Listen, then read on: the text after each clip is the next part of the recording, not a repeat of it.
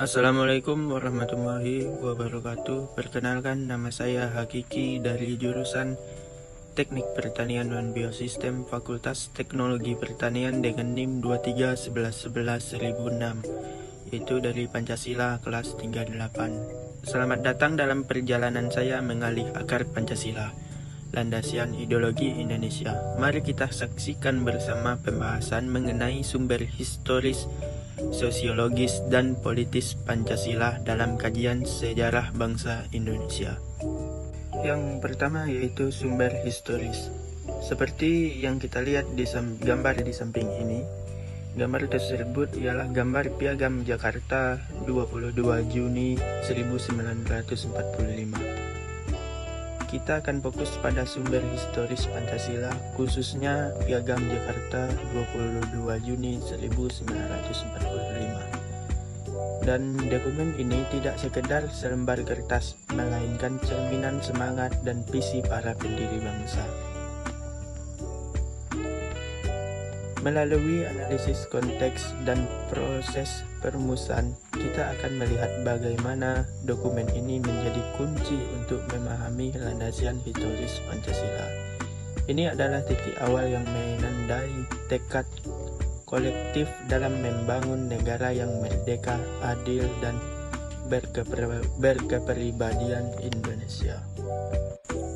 Yang kedua yaitu aspek sosiologis dan politis. Kita merangkai aspek sosiologis dan politis Pancasila. Bagaimana nilai-nilai ini tercermin dalam kehidupan sehari-hari masyarakat Indonesia? Yaitu dalam kehidupan sehari-hari masyarakat Indonesia, nilai-nilai Pancasila tercermin melalui semangat gotong royong dalam bekerja sama. Keberagamaan dihargai sebagai wujud Bhinneka Tunggal Ika dan partisipasi aktif dalam proses demokrasi sebagai implementasi sila keempat secara politis.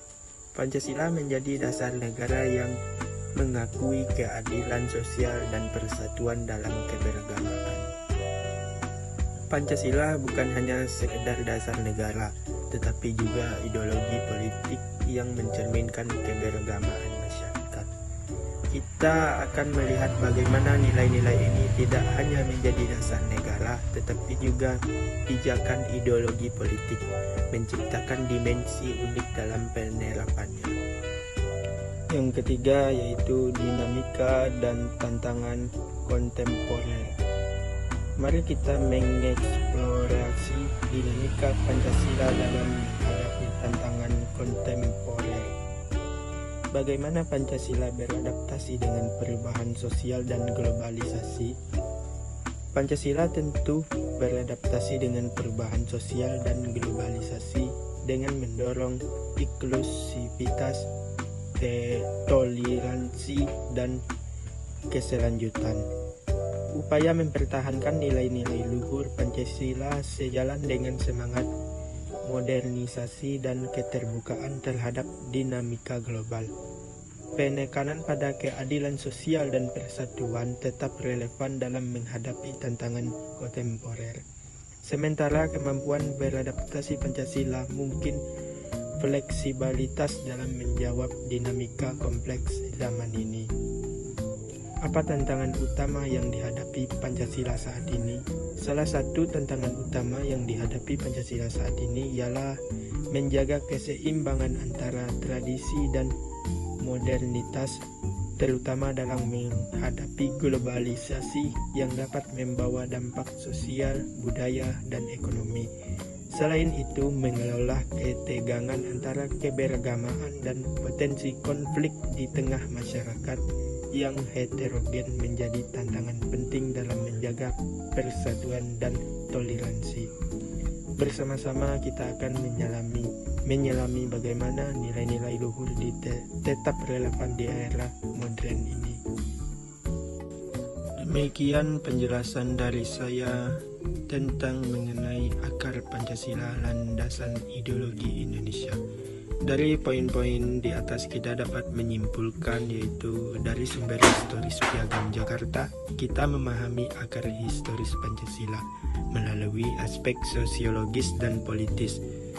kita melibat bagaimana nilai-nilai ini meresap dalam kehidupan dan menjadi dasar negara.